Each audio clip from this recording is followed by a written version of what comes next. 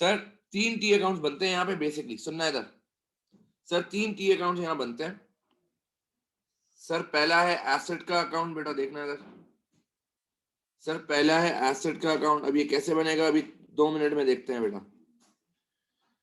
Sir दूसरा account है provision for depreciation. Sir जिस तरह वहां प्रोविजन फॉर बेड डेट्स का बनाता था बेड डेट्स वाले चैप्टर में, यहां बनाऊंगा प्रोविजन फॉर डेप्रिसिएशन का बेटा।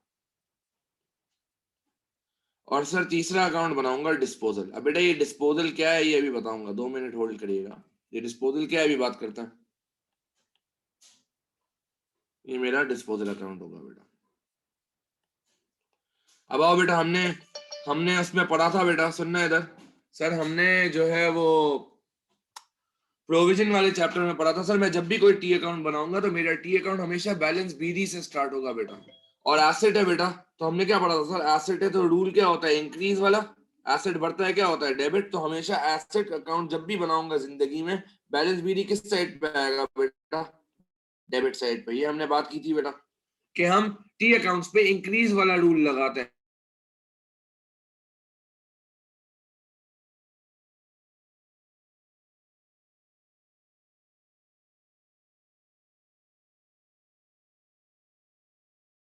हमने क्या पढ़ा था सर, मैं जब भी जिंदगी में कोई टी अकाउंट बनाऊंगा हमेशा बैलेंस बीडी से स्टार्ट करूंगा। और हमने क्या पढ़ा था बेटा, मैं बैलेंस बीडी किस तरह आइडेंटिफाई करता हूं सर, एसेट का इंक्रीज रूल। एसेट बढ़ता है क्या होता है बेटा, डेबिट होता है। क्या हो रहा है ये,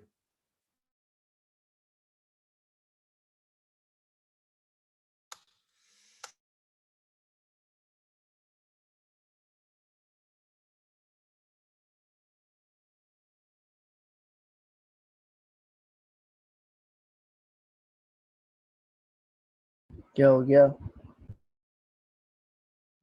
सस्ता इंटरनेट है बिना शेडी का।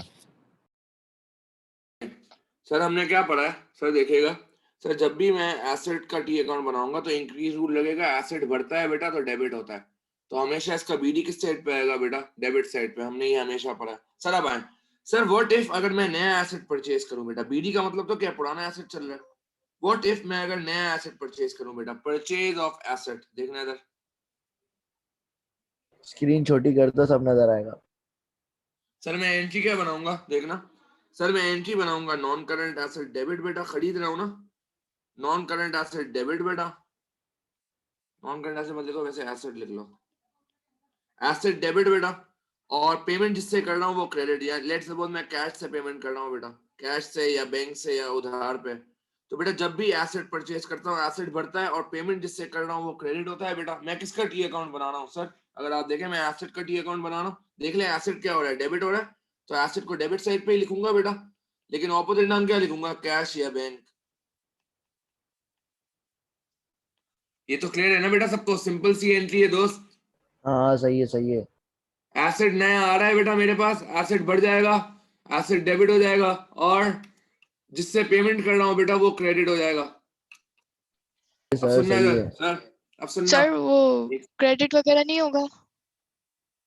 उधार पे भी ले सकता हूँ बेटा, डिपेंड करता है। मैंने सिर्फ आपको एक बेसिक एंट्री बता दी है। अच्छा, सही। ठीक है दोस्त, अब आओ जरा, एक सेकंड यार, just give me a moment. हाँ अब आए सर, अब 2 मिनट के लिए अभी एसेट अकाउंट को छोड़ दे, अभी कंप्लीट नहीं हुआ। सर हमने क्या पढ़ा था सर, प्रोविजन क्या होता है, कॉन्ट्रा एसेट, लेकिन ट्रीटमेंट लायबिलिटी वाला। सर लायबिलिटी वाले ट्रीटमेंट की वजह से इसका बीडी किधर आएगा बेटा, सर क्रेडिट साइड पे। लायबिलिटी बढ़ता है क्रेडिट होता है ना बेटा, हमने बात की थी। प्रोविजन फॉर बेड डेट्स का बीडी भी मैं क्रेडिट साइड पे लेता था। इसी तरह बेटा यहाँ पे भी हम क्या करेंगे सर, हम प्रोविजन का बीडी, क्योंकि लायबिलिटी अकाउंट है इसीलिए क्रेडिट पे लेते हैं। हमेशा याद रखना बेटा, हर किसी के रूल से वैरी करेगा। एसेट है, एसेट के बढ़ने पे डेबिट का रूल होता है, तो बीडी हमेशा डेबिट पे आएगा। प्रोविजन फॉर डेप्रिसिएशन लायबिलिटी है, लायबिलिटी का बढ़ने का मतलब सर क्रेडिट होता है, हमेशा बीडी क्रेडिट पे ही आएगा। जब जब प्रोविजन का अकाउंट बनाऊंगा हमेशा बीडी किधर आएगा बेटा, क्रेडिट पे। अब सुनना सर, यहाँ हमने एक एंट्री पढ़ ली है ऑलरेडी सर, डेप्रिसिएशन चार्ज की एंट्री पढ़ ली है। हाँ भाई, क्या एंट्री बनाता था याद है, जब डेप्रिसिएशन चार्ज करता था मैं एंट्री बनाता था इनकम स्टेटमेंट डेबिट बेटा, और प्रोविजन फॉर डेप्रिसिएशन क्रेडिट। पढ़ी थी ना फिजिकल क्लास में एंट्री, इनकम स्टेटमेंट को डेबिट करता हूं और प्रोविजन को क्रेडिट करता हूं। इनकम स्टेटमेंट को डेबिट करता हूँ, प्रोविजन को क्रेडिट करता हूँ। आया जरा इसको टी अकाउंट में लेके जाते हैं बेटा। सर मेरा प्रोविजन क्या हो रहा है, देखो सर मेरा प्रोविजन हो रहा है क्रेडिट, तो प्रोविजन को क्रेडिट कर दूंगा बेटा। ऑपोजिट नाम क्या लिखूंगा, इनकम स्टेटमेंट। आ जाए जरा, सर प्रोविजन हो रहा है क्रेडिट, सर ऑपोजिट नाम क्या लिखूंगा, इनकम स्टेटमेंट।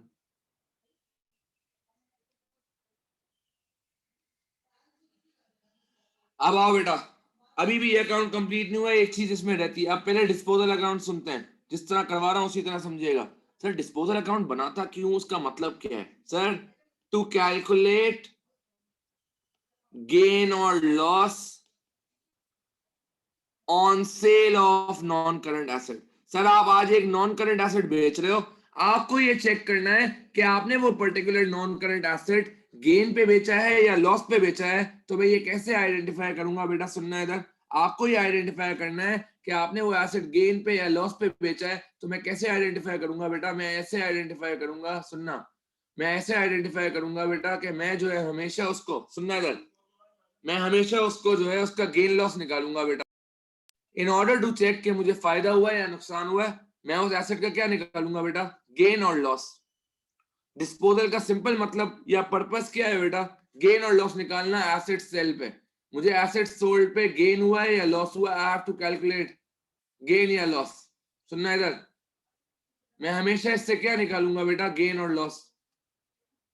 एक सेकेंड यार, ये क्या हो रहा है,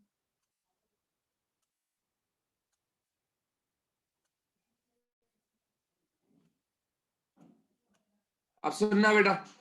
सर मैं हमेशा जब गेन और लॉस निकालूंगा, देखिएगा इधर, मैं हमेशा क्या निकालूंगा, डिस्पोजल से गेन और लॉस। सर ये डिस्पोजल का मतलब क्या है सर, एसेट सेल करना बेटा। एसेट जब भी सेल होगा तो वो डिस्पोजल अकाउंट में आएगा। डिस्पोजल का दूसरा नाम ही सेल्स है। सेल्स को डिप्रिसिएशन की जबान में डिस्पोजल बोलते हैं। अब बेटा सुनना, सर मैंने परचेज की एंट्री देख ली, मैंने हर साल की डिप्रिसिएशन क्या रिकॉर्ड करूंगा उसकी एंट्री देख ली, मैंने सेल की एंट्री अभी तक नहीं देखी। मैंने आपको याद होगा, अगर आपको याद होगा, मैंने आपसे एक चीज कही थी जब हम फिजिकल क्लास में थे। मैंने आपसे क्या कहा था sir for every year, sir हर साल कंपनी डेप्रिसिएशन के रिगार्डिंग 3 एक्टिविटीज करती है हमेशा, ये याद रखिएगा। कोई चौथी एक्टिविटी नहीं होगी दोस्त। हमेशा जब भी डेप्रिसिएशन आती है कंपनी सिर्फ 3 एक्टिविटीज करती है। पहली एक्टिविटी, सुनना इधर सर, पहली एक्टिविटी, कंपनी या तो परचेज कर रही होगी बेटा। दूसरी, सर या तो कंपनी सेल कर रही होगी बेटा। तीसरी, या कंपनी डेप्रिसिएशन लगा रही होगी बेटा। कोई चौथी चीज नहीं है, कोई चौथा इवेंट नहीं है। जब जब डेप्रिसिएशन का सवाल आएगा या जब जब कंपनी डेप्रिसिएशन की अकाउंटिंग करती है तो हमेशा 3 ट्रीटमेंट, तीन चीजें होती हैं, 3 इवेंट्स होते हैं। या तो परचेज, यानी मुझे रिकॉर्ड भी इन 3 एक्टिविटीज को ही करना है। हर साल मैं इन 3 पे ही काम करूंगा। अब आप देखो, परचेज था, मैंने परचेज सीख लिया। डेप्रिसिएशन था, मैंने डेप्रिसिएशन सीख लिया। अब आओ सेल पे, तीसरा काम रह गया सेल। कोई चौथा काम नहीं होगा बेटा, हर साल कंपनी ये 3 काम ही कर रही होगी against the non current assets. Purchase सीख लिया, डेप्रिसिएशन सीख लिया। अब डिस्पोजल पे आओ बेटा। सर मुझे एक बात बताएं, जब मैं एसेट सेल करता हूं मैं एंट्री क्या बनाता हूं बेटा, कैश डेबिट सेल्स क्रेडिट या कैश डेबिट एसेट क्रेडिट, ये एंट्री बनाता हूं बेटा। और किस पे लिखता हूं इसको, सेलिंग प्राइस पे। ऐसा ही है ना भाई, यही एंट्री बनाता हूं, कैश सही है, डेबिट सही है। Asset credit. ओ भाई सबको आवाज आ रही है, समझ आ रहा है क्या बोल रहा हूं? सही है, कैश सही है। Debit asset credit. अब बेटा सुनना, सर ये एसेट अकाउंट जो होता है ना, सुनना, ये एसेट अकाउंट हमेशा मेरा कॉस्ट का अकाउंट होता है। ये एसेट अकाउंट जो है बेटा हमेशा मेरा कौन सा अकाउंट होता है, कॉस्ट का। आप चेक करो, सर ये कॉस्ट पे आ रहा होगा। सर नया एसेट खरीदा है तो कॉस्ट प्राइस पे ही खरीदा होगा। अब जब पुराना एसेट सेल कर रहा हूं बेटा, इधर देखो, जब ये कॉस्ट पे लिया, ये कॉस्ट पे लिया, सर ये entry cash debit asset credit बनाई है अगर एंट्री, तो ये तो सेलिंग प्राइस से बनाई है। एसेट क्रेडिट हो रहा है बेटा, ऑपोजिट नाम कैश लिखूंगा। सर अब ये तो सेलिंग प्राइस पे आ गया। आपने 2 चीजें कॉस्ट पे ली, तीसरी चीज आप सेलिंग प्राइस पे ले रहे हो। सर ये तो कॉस्ट का अकाउंट होता है। अगर ये सेलिंग प्राइस पे ले लोगे तो आपको कैसे पता बैलेंस सीडी कॉस्ट प्राइस पे आएगा या सेलिंग प्राइस पे? मेरा एसेट अकाउंट हमेशा किस पे बनता है, कॉस्ट पे। अगर आप ये वाली एंट्री डाल दोगे बेटा तो ये तो गलत हो जाएगा। अब बेटा सुनना, सर जब भी सेल होगी मैं कुछ भी नहीं करूंगा, देखना मैं इस एंट्री के ऑपोजिट बनाता हूं। जब भी एसेट सोल्ड होगा बेटा, सर कैश डेबिट तो होगा, लेकिन मैं अभी कैश डेबिट नहीं कर रहा। मैं क्या करूंगा, सुनना, मैं एसेट तो क्रेडिट करूंगा बेटा, सुनना इधर, मैं एसेट तो क्रेडिट करूंगा बेटा, लेकिन मैं डेबिट करूंगा डिस्पोजल। सर क्यों डिस्पोजल को डेबिट कर रहा हूं, सुनना इधर, सर क्यों डिस्पोजल को डेबिट कर रहा हूं, सर इसीलिए कि फ्यूचर में आके मुझे क्या करना है, सर डिस्पोजल को इसीलिए डेबिट कर रहा हूं, सर डिस्पोजल को इसीलिए डेबिट कर रहा हूं कि फ्यूचर में आके मुझे क्या करना है बेटा, इस पे गेन लॉस भी तो निकालना है।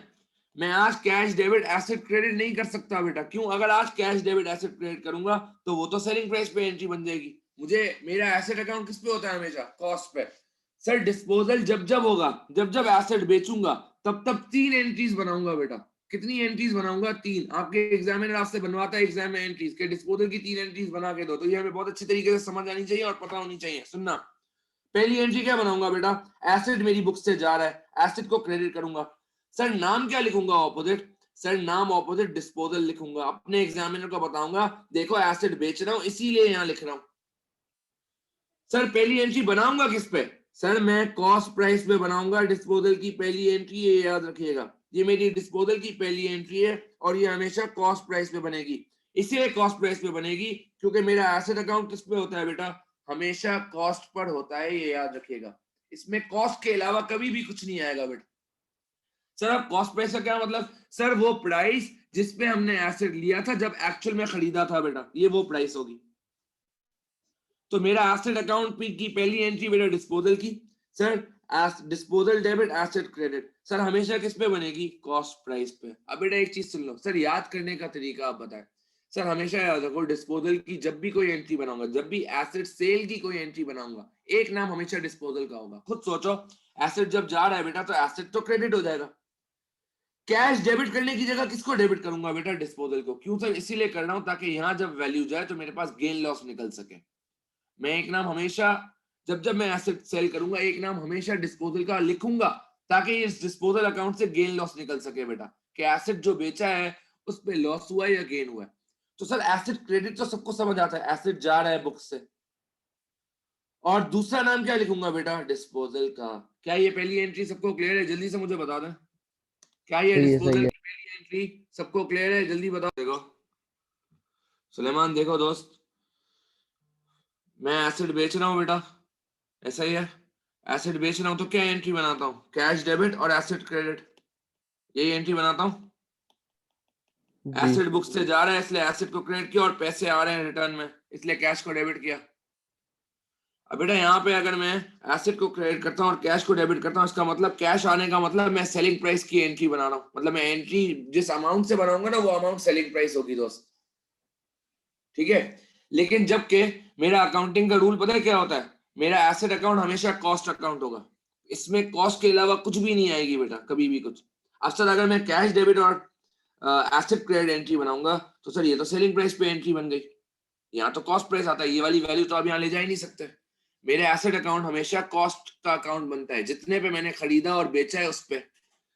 अब सर मैं कैश डेबिट अगर करूंगा तो सेलिंग प्राइस का मसला आएगा, इसलिए मैं कैश डेबिट नहीं करता, मैं क्या करता हूँ, डिस्पोजल डेबिट करता हूँ, ताकि सर जब, और ये पहली एंट्री किससे बनाता हूँ, कॉस्ट प्राइस से। एसेट क्रेडिट तो होगा बेटा, लेकिन अमाउंट किससे लिखूंगा, कॉस्ट से। क्यों बेटा, मैं डिस्पोजल अकाउंट में जाके फिर फाइनली क्या करूंगा, गेन लॉस निकालूंगा।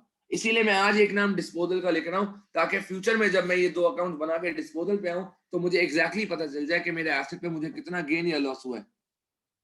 सुलेमान क्लियर है दोस्त। तो मैंने कुछ भी नहीं किया, मैंने कैश की जी जगह से वर्ड क्या लिख दिया बेटा, डिस्पोजल। मुझे अभी पैसे, मैं ये अज्यूम कर रहा हूँ 2 मिनट के लिए मेरे पास पैसे नहीं आ रहे, अभी मैंने सिर्फ एसेट बेचा है तो एसेट को क्रेडिट किया और ऑपोजिट नाम क्या लिखा बेटा, डिस्पोजल। जब भी एसेट बेचूंगा 3 एंट्रीज बनेंगी बेटा, उन तीनों एंट्रीज में एक एंट्री, एक नाम हमेशा डिस्पोजल का आएगा, ये याद रखिएगा। अब बेटा सुनना, तो डिस्पोजल डेबिट एसेट क्रेडिट। अब बेटा सुनना, प्रोविजन के केस में, सुलेमान क्लियर है बेटा ये, अब सुलेमान, जी क्लियर है। अब प्रोविजन फॉर डेप्रिसिएशन पे आओ। सर एक एंट्री तो हमने डाल ली थी डेप्रिसिएशन चार्ज की, दूसरी एंट्री अब डिस्पोजल की आएगी बेटा। सुनना, इससे पहले एक रूल सुनना बेटा, रूल क्या है बेटा, सुनना, whenever asset is sold,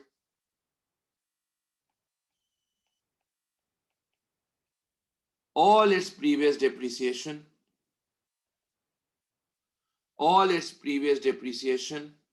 is to be reversed. Sir क्या बोलता है?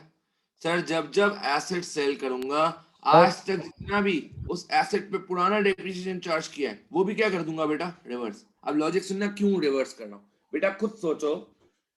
जब मैंने एसेट को अपनी बुक से हटा दिया है, जब मैंने एसेट को अपनी बुक से हटा दिया, एसेट को क्रेडिट कर दिया, तो क्या उसका डेप्रिसिएशन मैं अपनी बुक्स में रखूंगा बेटा? आज तक अगर मैंने 10,000 डेप्रिसिएशन चार्ज किया है तो क्या ये डेप्रिसिएशन का बर्डन मैं बेयर करूंगा बेटा? नहीं करूंगा ना। जब एसेट ही बेच दिया तो डेप्रिसिएशन भी अब नहीं रहा बेटा, तो मुझे डेप्रिसिएशन को भी क्या करना पड़ेगा बेटा, रिवर्स करना पड़ेगा। मैंने अगर आज तक 10,000 डेप्रिसिएशन चार्ज किया तो मुझे इस 10,000 को क्या करना पड़ेगा, रिवर्स। तो रूल क्या है बेटा, जब जब एसेट सेल करूंगा तो जितना भी उस एसेट से रिलेटेड पुराना डेप्रिसिएशन मेरी बुक्स में आ रहा होगा वो भी मुझे क्या करना पड़ेगा बेटा, रिवर्स। तो मैं रिवर्सल की एंट्री क्या बनाऊंगा बेटा, सुनना, मेरी डिस्पोजल की दूसरी एंट्री बेटा। सर हमने क्या पढ़ा है सर, इनकम जब चार्ज करता था तो income statement debit, provision credit बेटा। जब रिवर्स करूंगा तो provision for depreciation debit, provision for depreciation debit करूंगा बेटा। और सर हमने क्या पढ़ा है, क्योंकि ये रिवर्सल डिस्पोजल की वजह से हो रहा है तो एक नाम हमेशा किसका आएगा बेटा, डिस्पोजल का। डिस्पोजल हो जाएगा क्रेडिट। सर ये किस अमाउंट से एंट्री बनेगी, सुनना, इसकी अमाउंट सुनना बेटा, ये किस अमाउंट से एंट्री बनेगी?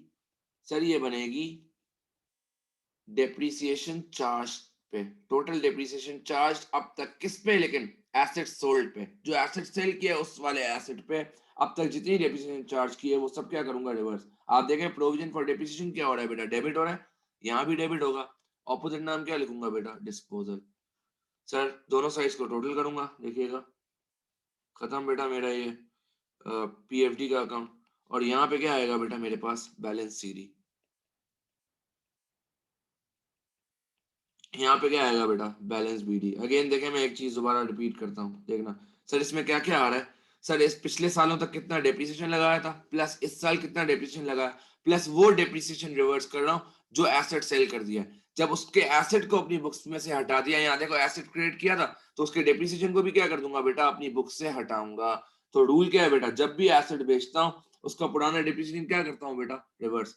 और ये मेरे डिस्पोजल की दूसरी एंट्री है बेटा। जब जब एसेट बेचूंगा, पहली entry asset credit disposal debit, जो कि एसेट अकाउंट में जाएगी बेटा, जो कि ये रही पहली एंट्री, जो कि कॉस्ट प्राइस से बनेगी। दूसरी एंट्री बनेगी बेटा रिवर्सल ऑफ डेप्रिसिएशन पे, जब एसेट बुक से डी रिकॉग्नाइज कर दिया है। खुद सोचो, एसेट को क्रेडिट कर दिया ना बेटा, तो जो प्रोविजन फॉर डेप्रिसिएशन आज तक रखा हुआ है उसको भी डेबिट करना पड़ेगा बेटा।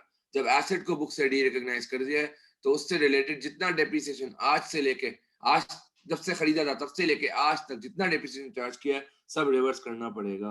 क्या यहाँ तक क्लियर है? जल्दी से बताएं। डिस्पोजल की दो एंट्रीज बनाई है बेटा। पहली डिस्पोजल डेबिट एसेट क्रेडिट, जो कि कॉस्ट प्राइस पे। बेटा पहले तो मैं एसेट में एफेक्ट लेके गया था ना, अब मैं डिस्पोजल में एफेक्ट लेके जाऊंगा। सुनो इधर, डिस्पोजल क्या हो रहा है बेटा, डिस्पोजल डेबिट हो रहा है, मैं डिस्पोजल को करूंगा बेटा डेबिट। ऑपोजिट नाम क्या आएगा सर, एसेट। कुछ सोचो बेटा, ये रहा पहली एंट्री डाली थी ना पहले, डिस्पोजल डेबिट एसेट क्रेडिट बेटा। पहला इफेक्ट डाला एसेट का क्रेडिट साइड, ऑपोजिट नाम डिस्पोजल। अब दूसरा इफेक्ट डालूंगा बेटा डिस्पोजल डेबिट और ऑपोजिट नाम एसेट। अब सुनना बेटा दूसरी एंट्री। सर दूसरी एंट्री क्या सीखी sir, provision for depreciation debit disposal credit. Sir पहला इफेक्ट डाला प्रोविजन फॉर डेप्रिसिएशन में, डेबिट किया, ऑपोजिट नाम डिस्पोजल लिखा। दूसरा इफेक्ट कहां डालूंगा बेटा, अब डिस्पोजल क्रेडिट हो रहा है तो डिस्पोजल को क्रेडिट करूंगा, ऑपोजिट नाम क्या लिखूंगा बेटा, प्रोविजन फॉर डेप्रिसिएशन। पढ़ा है ना, हर एंट्री के दो इफेक्ट्स होते हैं। तो एक इफेक्ट प्रोविजन फॉर डेप्रिसिएशन में गया, दूसरा इफेक्ट डिस्पोजल में जाएगा बेटा। तो आओ जरा, डिस्पोजल क्रेडिट हो रहा है बेटा, ऑपोजिट नाम लिखूंगा प्रोविजन फॉर डेप्रिसिएशन। सर दो एंट्रीज पढ़ ली। सर तीसरी एंट्री, सर अब फाइनली मैं एसेट बेचूंगा बेटा और मेरे पास क्या आएगी एंट्री, सुनना, मेरे पास जो तीसरी एंट्री डिस्पोजल की आएगी, ये एंट्री दूसरी है डिस्पोजल की बेटा, ये पहली है, ताकि आपको समझ आए। सर तीसरी एंट्री, सर अब मेरे पास फाइनली कैश आएगा। अब बेटा मैं कैश तो डेबिट कर रहा हूं बेटा, मुझे एक बात बता दो, क्या मैं एसेट को क्रेडिट करूं? इधर सुनिएगा, मैंने कैश को तो डेबिट कर दिया बेटा, मैं क्रेडिट किसको करूं ये बताओ, एसेट को क्रेडिट करूं क्या? जल्दी बताएं। डिस्पोजल को। क्या मैं एसेट को क्रेडिट करूं? नहीं बेटा, मैंने एसेट को तो एक दफा क्रेडिट कर दिया ना, मैंने अपनी बुक से डी रिकॉग्नाइज कर दिया एसेट। इधर देखो बेटा, मैं अगर दोबारा कैश डेबिट एसेट क्रेडिट करता हूं तो सर एसेट में दो दफा डिस्पोजल रिकॉर्ड हो जाएगा। एसेट में तो डिस्पोजल 2 दफा रिकॉर्ड कर जाएगा बेटा, मैं एसेट को पहले ही री रिकॉग्नाइज कर चुका हूं, पहले ही एसेट से हटा चुका हूं, तो अब दोबारा नहीं लूंगा। सुनना, मैं अब एंट्री क्या बनाऊंगा सेलिंग प्राइस की, ये सुनिएगा बेटा। सर मैं कैश तो डेबिट करूंगा, लेकिन हमने क्या पढ़ा है डिस्पोजल में, हर दफा जब भी कोई एंट्री बनाता हूं एक नाम किसका आता है बेटा, डिस्पोजल का। तो कैश तो डेबिट कर दिया बेटा मैंने, ऑपोजिट नाम क्या करूंगा बेटा, डिस्पोजल क्रेडिट। और सर ये मेरी अमाउंट किससे बनेगी, सुनना, ये मेरी एंट्री किससे बनेगी बेटा, फाइनली सेलिंग प्राइस से, वो प्राइस जिस पे एसेट बेचा है, एसेट बेच रहा हूं और कितने पैसे मिल रहे हैं। तो अब सुनना बेटा, डिस्पोजल क्रेडिट हो रहा है बेटा, ऑपोजिट नाम आया कैश। फिर मैं क्या करूंगा सर, मेरा डिस्पोजल का ऑब्जेक्टिव क्या है बेटा, गेन लॉस निकालना। मैं ये चेक करूंगा मुझे एसेट पे गेन हुआ है या लॉस हुआ है। अब कैसे चेक करूंगा बेटा, एक एग्जांपल से समझते हैं।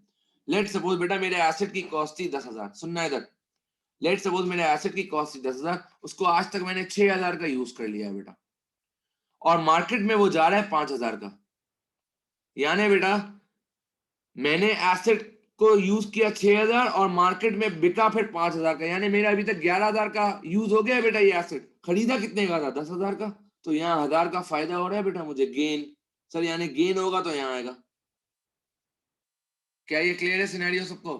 10,000 का एसेट, 10,000 का एसेट मैंने 6,000 अपने यूज किया था, 4,000 का यूज बच गया था बेटा। 10,000 में से 6,000 अपने यूज पे एसेट लिया था तो 4,000 बच गया था। 5,000 का एसेट मार्केट में बिका है तो 1,000 का गेन आ गया बेटा, स्ट्रेट फॉरवर्ड। अब लॉस की कहानी सुनना, गेन आई थिंक सबको क्लियर है। दूसरी लॉस की कहानी सुनो। सर एसेट 10,000 का है, मैंने आज तक 4,000 का यूज किया था और मार्केट में बिक रहा है बेटा 3,000 का। सर 10,000 वाला एसेट मैंने आज तक 4,000 का यूज किया और मार्केट में 3,000 का बिक रहा है, यानी 7,000 का टोटल यूज हुआ है, 3,000 का लॉस आ रहा है बेटा। तो लॉस आएगा तो कहाँ आएगा, हमेशा क्रेडिट साइड पे। अब बेटा सुनना, आपका एग्जामिनर जब आपसे बनवाता है ना बेटा ये डिस्पोजल अकाउंट, तो वो इन सबके एक एक मार्क रखता है, लेकिन वो फाइनल आंसर के 2 मार्क्स रखता है। यानी अगर गेन आ रहा है बेटा तो यहाँ आएगा, अगर लॉस आ रहा है तो वो यहाँ आएगा बेटा। वो 2 मार्क्स इस वैल्यू के रखता है। सुनना, 1 मार्क तो वैल्यू का रखता है बेटा, और 1 मार्क सही नाम लिखने का रखता है बेटा। पहले हमें ना गेन लिखते थे ना, तब भी एग्जामिनर मार्क्स देते देता था। अब एग्जामिनर गेन पे मार्क्स नहीं देगा। एग्जामिनर ने इस अमाउंट का 1 मार्क रखा है और इस नाम लिखने का 1 मार्क रखा है बेटा, ये याद रखिएगा। तो सर मैं गेन नहीं लिखूंगा तो क्या लिखूंगा बेटा, मैं लिखूंगा income statement. Gain income statement में एट द एंड जाता है ना यार, गेन एट द एंड जाएगा किसमें बेटा, इनकम स्टेटमेंट में। अपनी आसानी के लिए आप लिख देना ब्रैकेट में गेन। इनकम स्टेटमेंट का वर्ड लिखने का 1 मार्क है बेटा यहाँ पे, और इनकम स्टेटमेंट की वैल्यू निकालने का, गेन लॉस निकालने का 1 मार्क, टोटल 2 मार्क है बेटा। इस सिर्फ इसके, अगर डिस्पोजल अकाउंट 5 मार्क्स का है बेटा तो 2 मार्क्स इसके होंगे बेटा हमेशा। एक अमाउंट निकालने का, गेन लॉस निकालने का, दूसरा इनकम स्टेटमेंट का नाम लिखने का। अगर आप गेन लिख के आओगे बेटा, ये 1 मार्क कट जाएगा नाम वाला आपका। इसी तरह सर यहाँ पे क्या आएगा, इनकम स्टेटमेंट आएगा सर, लेकिन ब्रैकेट में अपनी आसानी के लिए लिख लें आप लॉस।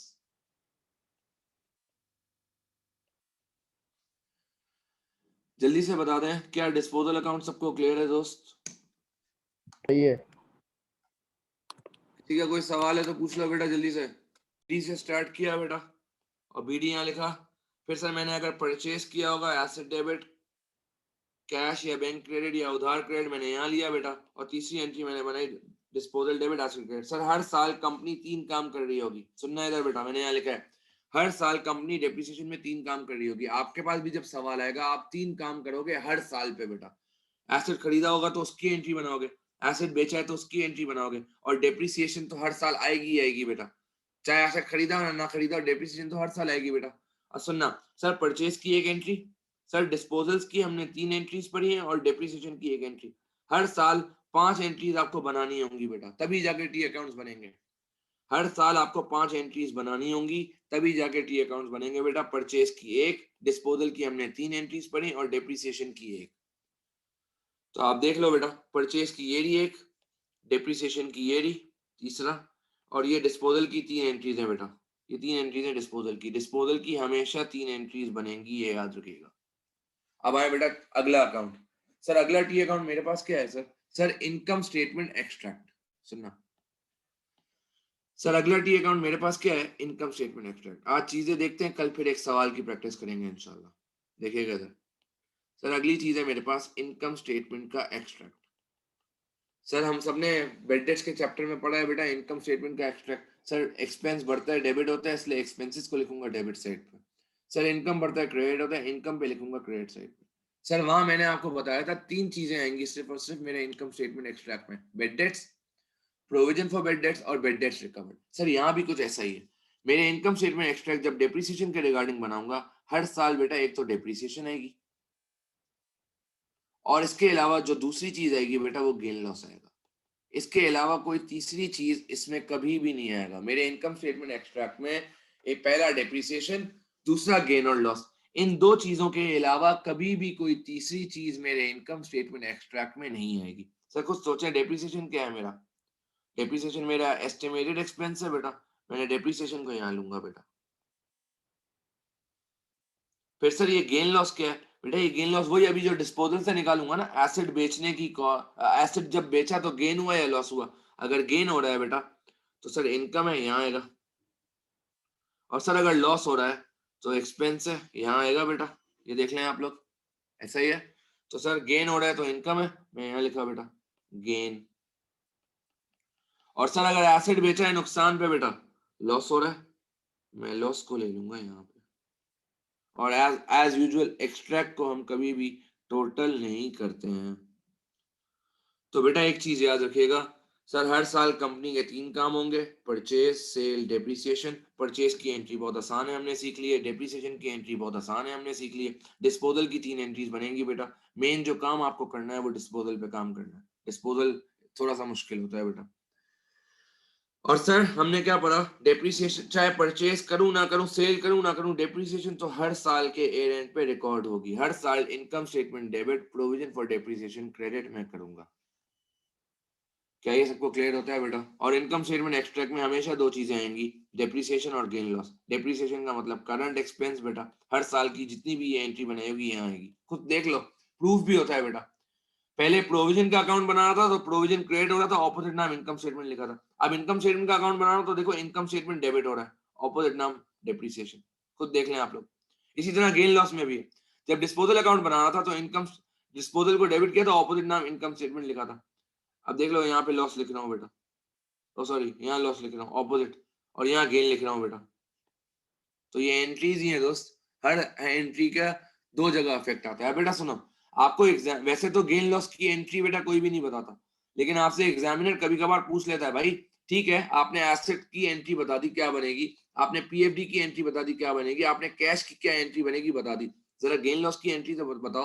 तो हमने सोचा सीखा है बेटा, अगर कभी भी किसी चीज की एंट्री मांगेगा तो हमें याद करने की जरूरत नहीं है। हमें पता है टी अकाउंट में गेन लॉस किस साइड पे आ रहा है, डेबिट पे। आप देखो गेन लॉस की क्या एंट्री बनाऊंगा, अगर मैं यहाँ 2 मिनट बनाऊं बेटा, गेन ऑन डिस्पोजल हो रहा है, क्या एंट्री बनाऊंगा देखिएगा इधर।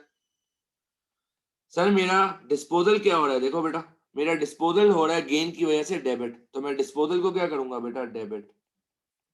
और सर ऑपोजिट नाम क्या आ रहा है, इनकम स्टेटमेंट यानी गेन, मैं इनकम स्टेटमेंट को क्रेडिट करूंगा। याद करने की जरूरत ही नहीं है बेटा एंट्रीज, याद करने की जरूरत ही नहीं है बेटा एंट्रीज। फिर लॉस ऑन डिस्पोजल देखना बेटा, खुद सोचो लॉस किस साइड पे आ रहा है डिस्पोजल के बेटा? सर लॉस आ रहा है क्रेडिट साइड पे, देख लो लॉस आ रहा है क्रेडिट साइड पे डिस्पोजल के। तो बेटा डिस्पोजल यानी क्रेडिट हो रहा है बेटा। और ऑपोजिट नाम क्या आता है दोस्त, देखना इधर। सर ऑपोजिट नाम क्या आता है? सर ऑपोजिट नाम इनकम स्टेटमेंट। तो इनकम स्टेटमेंट डेबिट हो गया बेटा।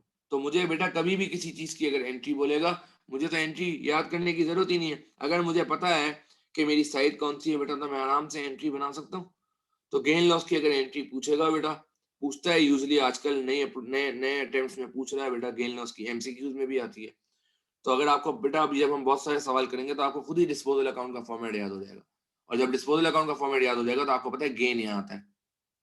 तो जब गेन यहाँ आता है दोस्त, तो डिस्पोजल गेन की वजह से डेबिट हो रहा है, तो डिस्पोजल डेबिट, ऑपोजिट नाम इनकम स्टेटमेंट यानी गेन क्रेडिट। अब बेटा बच्चे बोलते हैं सर हमें ये याद नहीं रहता, सुनना, बच्चे बोलते हैं सर हमें ये याद नहीं रहता, गेन यहाँ आएगा और लॉस यहाँ आएगा। खुद सोचो, ये मैं क्या बना रहा हूँ बेटा, जनरल लेजर बना रहा हूँ ना। तो पहले क्या आ रहा है जी बेटा, तो अगर यहाँ डेबिट साइड पे होगा तो जी बेटा गेन। और सर अगर क्रेडिट आ रहा है, बाद में आ रहा है, यानी बाद में एल लिखा हुआ है यानी लॉस, पहले गेन आएगा बेटा फिर लॉस आएगा। इस तरह आप याद रख सकते हो जीएल के नाम से। जीएल यानी जनरल लेजर बेटा, डिस्पोजल अकाउंट का जीएल बना रहा हूं ना, ये जीएल है, टी अकाउंट को जीएल भी बोलते हैं। तो पहला वर्ड जी है तो गेन, दूसरा वर्ड एल है तो लॉस। इस तरह आप याद रख सकते हो कि गेन हमेशा यहाँ आएगा और लॉस हमेशा कहाँ आएगा बेटा, यहाँ पर आएगा। क्या यहाँ तक सबको क्लियर है? जल्दी से मुझे बता दें।